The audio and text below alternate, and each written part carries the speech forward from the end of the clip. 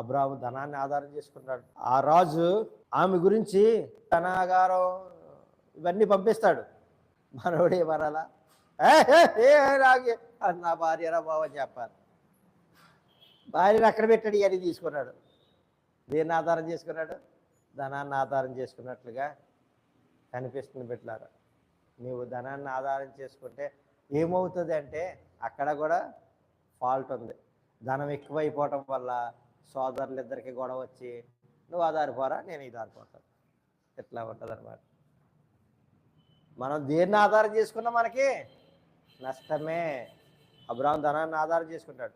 అప్పటికే ధనం చాలా కానీ సారాయిని తీసుకెళ్ళినందుకు ఐగుప్తు రాజు కానుకలు పంపిస్తాడు. ఆ కానుకలు కూడా తీసుకున్నాడు మనోడు. కాదయ్యా, నాకు ఈ కానుకలు ఎందుకయ్యా, నా భార్య అయ్యా అని చెప్తే బాగుండు. ఈ కానుకలు తీసుకోవటం వల్ల పెరిగి ఇప్పుడు లోతుకొని తనకి వైర్యం వచ్చి నువ్వు అటువైపు పో, ఇటువైపు పోతాను. ఎందుకంటే ఇది ఎందుకు అంటే అబ్రాహాము దేవుడిని ఆధారం చేసుకున్నవాడు కాస్త ఒక్కొక్క సమయంలో స్వబుద్ధిని ఆధారం చేసుకున్నాడు. మరొక ఏంటి అంటే బిడ్డలారా, నీవు నులివెచ్చని జీవితం నీకు ఉండకూడదు.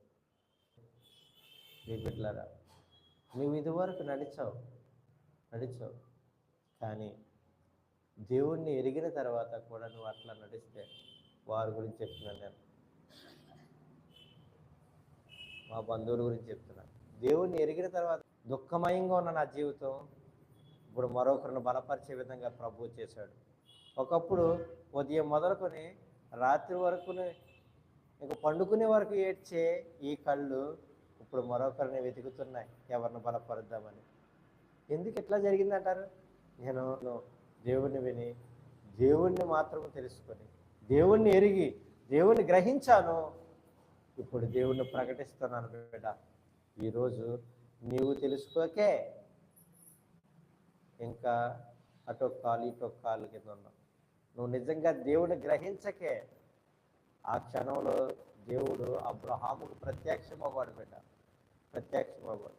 నా మాటలు వినండి తల్లులారా, నా మాటలు వినండి సోదరులు, నా మాటలు వినండి సోదరులు. ఏమిటి అంటే నువ్వు దేవుణ్ణి తెలుసుకొని దేవునికి ఆయస్కరమైన పనులు నువ్వు కూడా చేస్తున్నావంటే అది దేవునికి ఇష్టం కాదు బిడ్డ, అది దేవునికి ఇష్టం కాదు. అప్పుడు నువ్వు దిక్కులేని వాడు అయిపోతావు. దేవుడు విడిచిపెట్టేస్తాడు. దేవుడు విడిచిపెట్టేసే వాడిగా మనం అవ్వకూడదు. దేవుడి చేత విడిచిపెట్టబడిన వారిగా మనం అవ్వకూడదు. మనకు దేవుడే దిక్కు అవ్వాలి, దేవుడే ఆధారం అవ్వాలి. ఒక్కసారి సవాలు చేసి లోకాన్ని పక్కన పెట్టి దేవుడిని చూడటానికి ప్రయత్నం చేయి. నువ్వెంత బలముగా నువ్వు నిలబెడతావో, నీ కార్యాలు ఎలా జరుగుతాయో